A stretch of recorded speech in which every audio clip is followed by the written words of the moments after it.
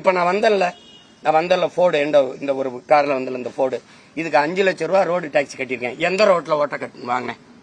எந்த ரோட்ல வாங்குறதுக்கு ஓட்டுறதுக்கு டாக்ஸ் வாங்கினேன்? அந்த ரோட்டை காட்டுற அதுல மட்டும் ஓட்டிக்கிறேன். 5 லட்சம் ரூபாய் ரோடு டாக்ஸ் சாலை வரின்னு எடுத்துட்டு அப்புறம் எதுக்குடா 50 கிலோமீட்டருக்கு 150 ரூபாய் காசு வாங்குற? அப்ப என்ன அணுகுமுறை?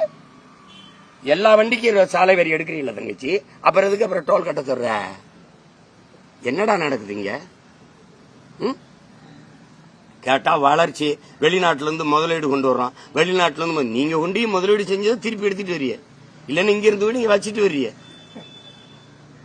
ஐயா எடப்பாடி ஐயா கேட்கட்டும், அவர் ஆட்சியிலும் இதே முதலீட்டாளர் இருந்து அம்மா ஜெயலலிதா முதலீட்டாளர் மாநாடே போட்டாங்க. இதுல என் தம்பி 36 லட்சம் பேருக்கு வேலை கொடுத்துருக்கோம் டாப்ல. இங்க 75 லட்சம் பேர் டிஎன்பிசி தேர்வு எழுதிட்டே வெளியில் நிக்கிறான். 15 லட்சத்தி 3937 இடம் தான் வாய்ப்பு. அதுல 15,52,000 பேர் தேர்வு எழுதியிருக்கான். இவர் தான் 36 லட்சம் பேருக்கு வேலை கொடுத்த மகான். தங்கச்சி கேக்குறவன் கேன பையன்னா கேப்பையில நெய் விடிதும்பா எங்க ஊர்லயும்பா. இங்க கேக்குறவன் கேன பையில சொல்றவன் தான் கவனமா இருக்கணும். யார்கிட்ட சொல்றோம்னு பார்த்து பேசணும். சும்மா எதையாவது பேசிட்டு இருக்கிறதுக்கு நாங்க பார்த்து படிக்கிற பக்கிரின்னு நினைக்கிறீங்களா? எங்களெல்லாம் உலக அரசியல உள்ளங்கையில் வச்சுட்டு தர்ற பசங்க நாங்க. தொழில் வளர்ச்சின்னு இத்தனீண்டு பய 35 வயசு உள்ள இப்ராஹிம் ட்ரோட எப்படி பண்றான்னு பாரு.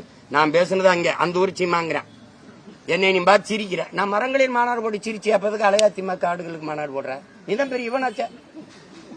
பனைமரம் நாயாரி பனை மரத்தை பாதுகாக்கணும் போது இவர் பனை மரம் அது ஒரு சாதி மரம். இப்ப நீ பனையை வெட்டாதீன்னு சட்டம் போடும்போது சாதி மரம் இல்ல நீதி மரம் ஆயிருதா? சமூக நீதி மரம் ஆயிருதா?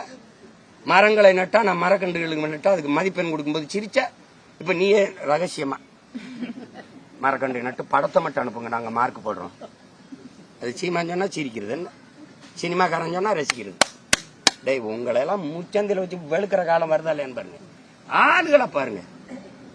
சும்மா அது கல்வி மாநாடு அரங்கத்துக்குள்ள நடக்குது. எத்தனை பெரிய கல்வியாளர்களை கூப்பிட்டு, எவ்வளவு பெரிய தாளாளர்கள், வேந்தர்கள், துணை வேந்தர்கள் அவர்களெல்லாம் கூப்பிட்டு உட்கார வச்சு கல்வியில் சிறந்த மாநாடுன்னு போட்டு புகழ்ந்து தள்ளிட்டாப்ல. உலகம் பூரா பாக்குறீங்க, என்னம்மா கல்வியில சிறந்து விளங்குது ஒரு